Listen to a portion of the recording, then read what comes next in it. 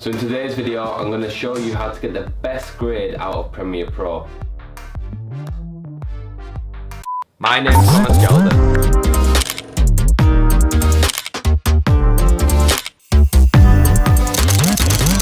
Welcome back to another video. As you know, I'm a massive fan of Stranger Things, so today I'm going to try replica one of their colour grades. So less of the talking, let's get straight into the action. So once you're in your editing suite, you want to get the clip and then also bring your reference to the side.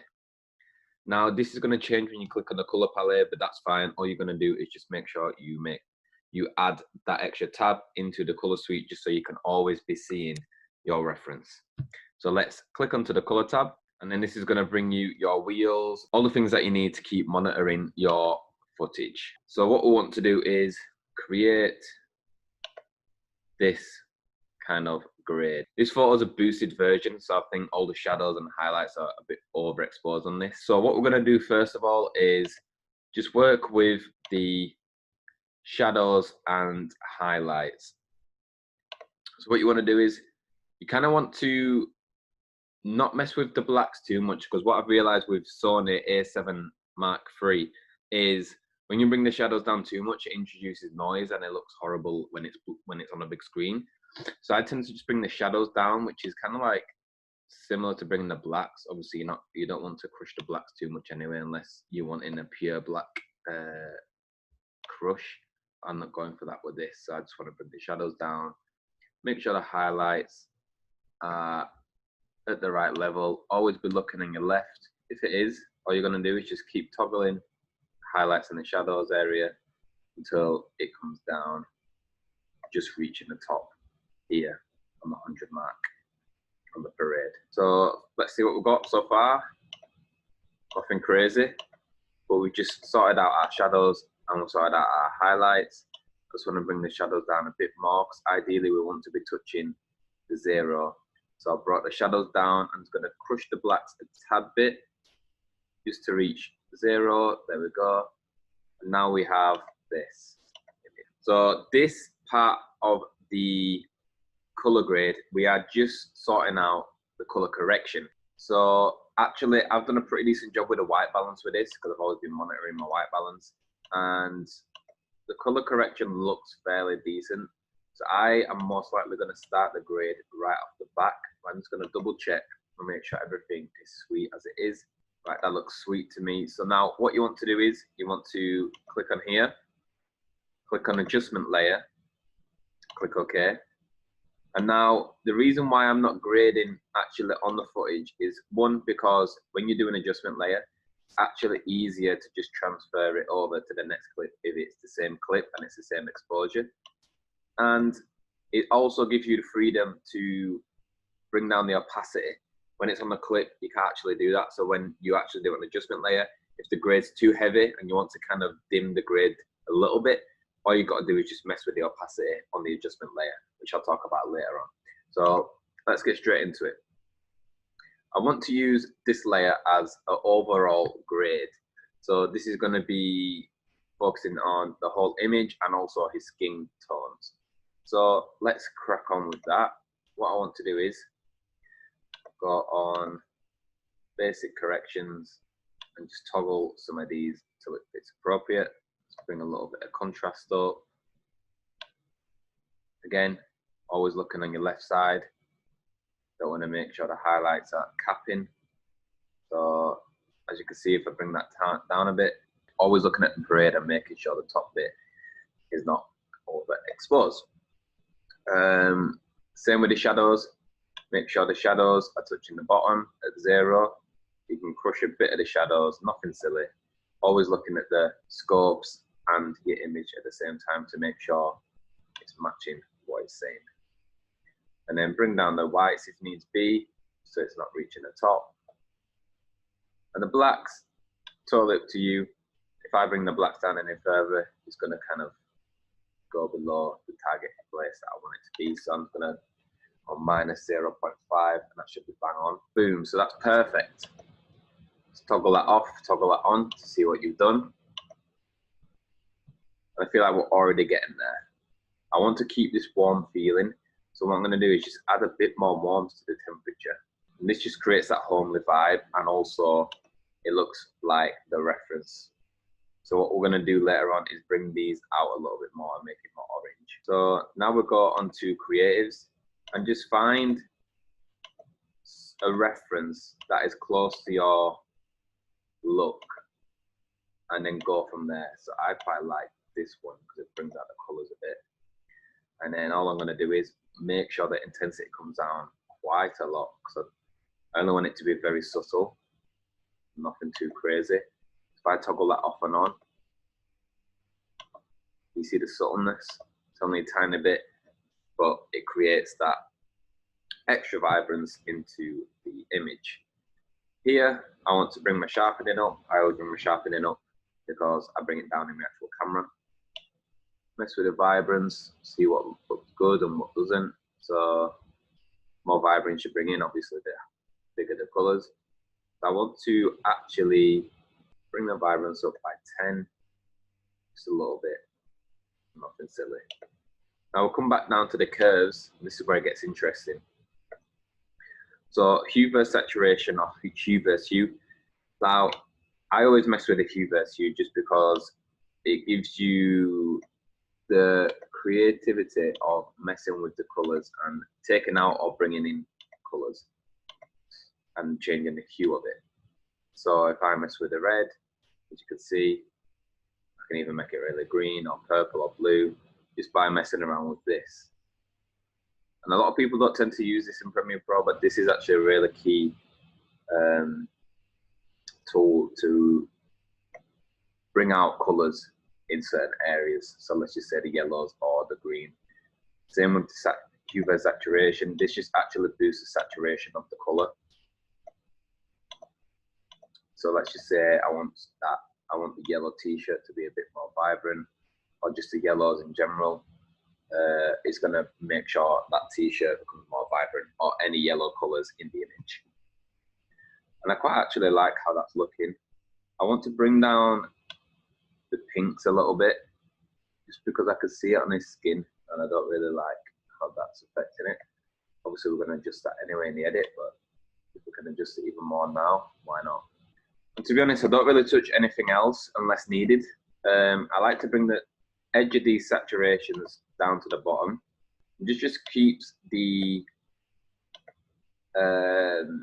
highlights and shadows white and black. And that's what you want, really. You want true black shadows and blacks, and you want true whites when it comes to highlights as well. So now you can come onto the color wheel. And this is where it gets interesting. Again, you mess with the shadows, just a tad. You've already brought it down to the point that you want it to be at. And the shadows now is like, so okay, I want the shadows to be a little bit more yellow and orange, because that's the kind of look we're going for. So I'm going to make sure I bring that up a little bit more. I want the midtones to be a bit magenta / blue. I'm going to bring that down. And also the highlights, I want it to be straight blue / teal, because this is where TV light's coming from. I want to create that look like it's coming from a TV. Again, you can mess with these if you want. Bring it up or down. I'm going to bring the midtones a tad bit down. Bring the shadow color a bit more orange.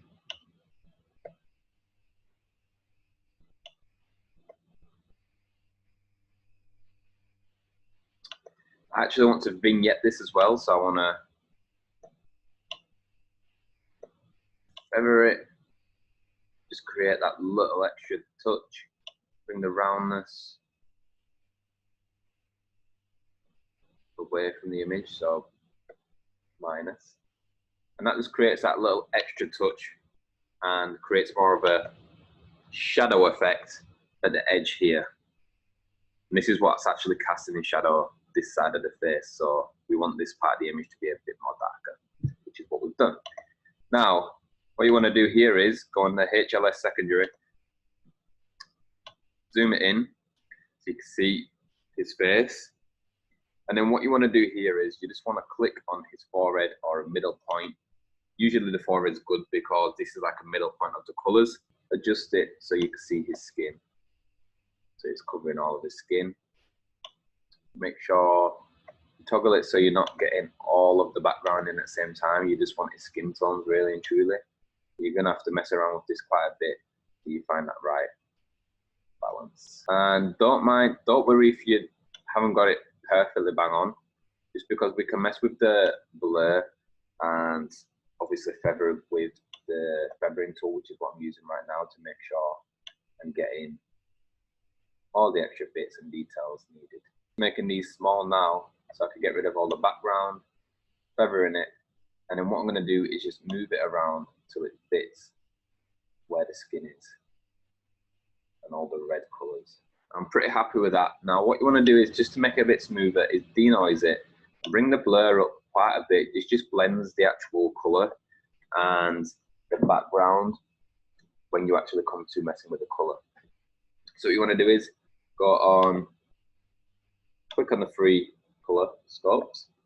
You want to always make sure that the colour and grey is checked, just because you want to be following this line here. So this is the skin tone line. And you always want to be making sure that this little part of the scope is on line with the colour skin tone, with the skin tone line. So all we've got to do is just adjust the temperature. This actually takes away the saturation a tiny bit of the red. And just mess around till we get to where we need to be.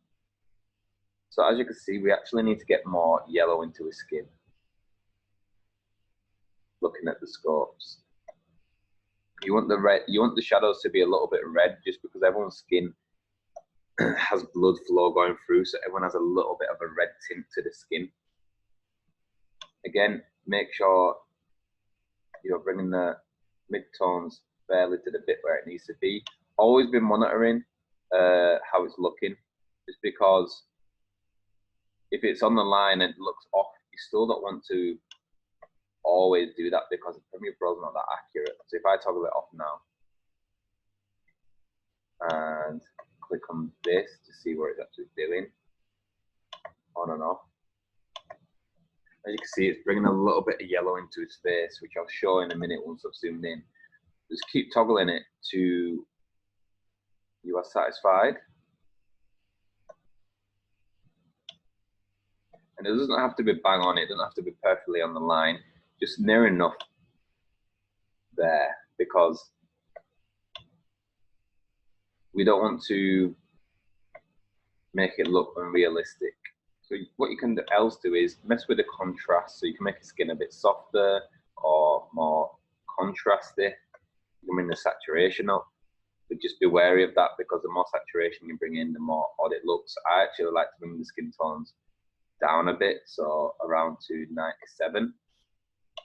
Now, if I zoom in to his face, clicking it off and on just to see exactly what's going on here, we've actually created that living room lighting onto this side of his face, and keeping this side fairly shadowy, and also keeping that natural white balanced tint throughout his face at the same time.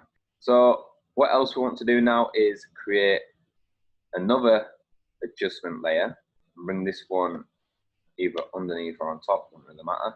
And here we're going to be focusing on the stuff around the character. So these red pillows, the orange drink, the lights, the background wall, all these things we want to focus on. So I want to make sure these colors here are popping. So I want the lights to actually be a bit more orange, just so it creates and complements his actual skin tone and what's going on here. So what we can do is go onto color wheels and just bring shadows completely orange and red. Now this looks a bit off to start with, but just trust the process. I'm going to key it out. Now I've got the color I'm kind of after. Obviously it might need tweaking, but let's go back into the learning or editing suite. And then what you want to do here is onto the effects control, literally just go on the pen tool the lumetary color and just mask around where the light source is actually coming from. So let's just say here. Now what's that? That's gonna actually create a mask. So we're actually faking that color coming from there. But it looks realistic because it looks like it's coming from a house lamp. So what you want to do is, to make it blend in better, is feather it quite a lot and just bring the mask expansion, sorry, a bit up to around 40, 44. And also, as I mentioned previously, bring the opacity down on the adjustment layer. Now, all this is going to do is just take away that horrible overpowering grade that we've done, just making it a little bit more subtle. And we're going to repeat this process for this little light here. If I click off this and I toggle it off and on, you can see the color pop and the color change. So again, what we want to do is just duplicate this adjustment layer by Alt and drag.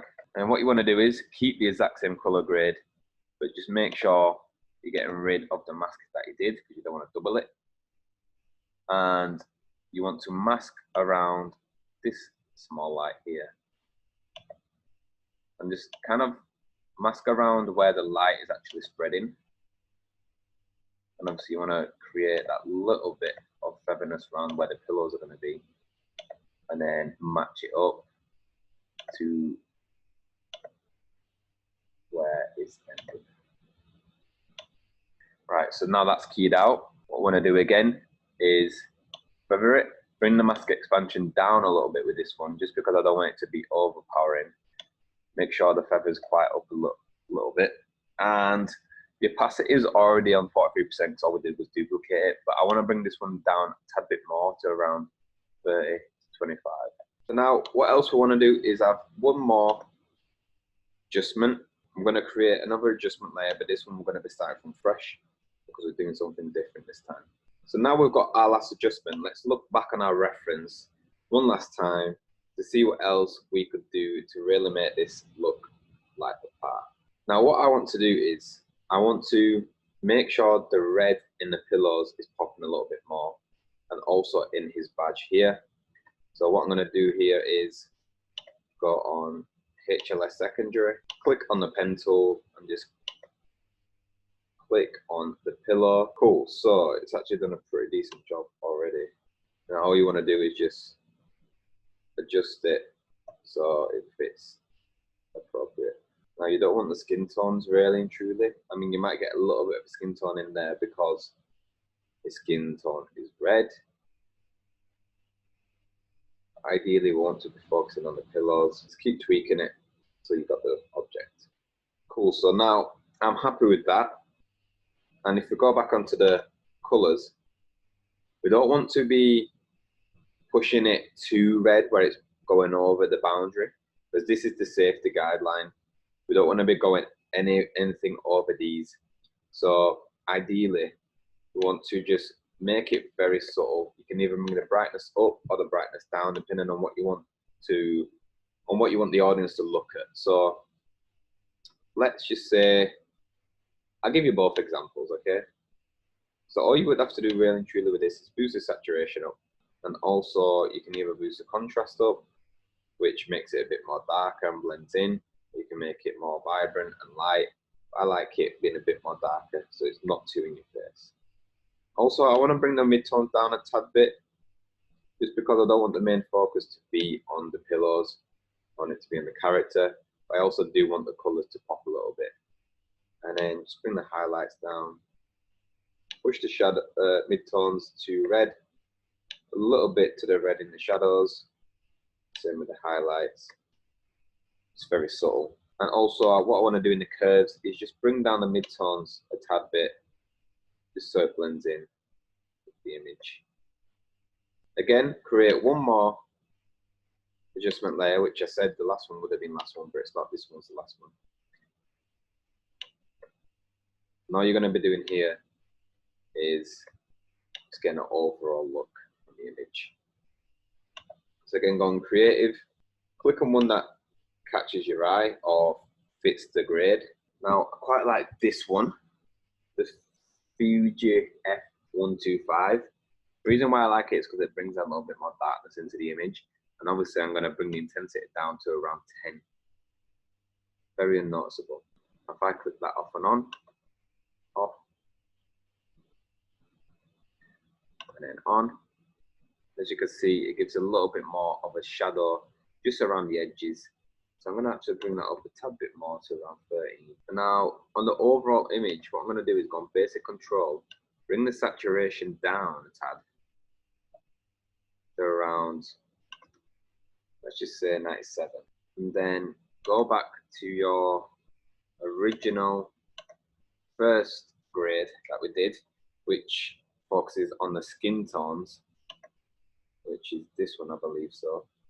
And what I want to do here is, I feel like his face has got a bit too yellow. So I want to just kind of bring it a little bit less yellow and green. Kind of just bring the saturation down a tad bit more and move the midtones out a little bit so it's not as saturated. And I'm happy with that. There you have it. That's the overall look. This is the reference. This is the image. And I'm pretty happy with how it's kind of turned out. That's it for this video. I hope you enjoyed. If you did enjoy, please make sure you like, comment and subscribe.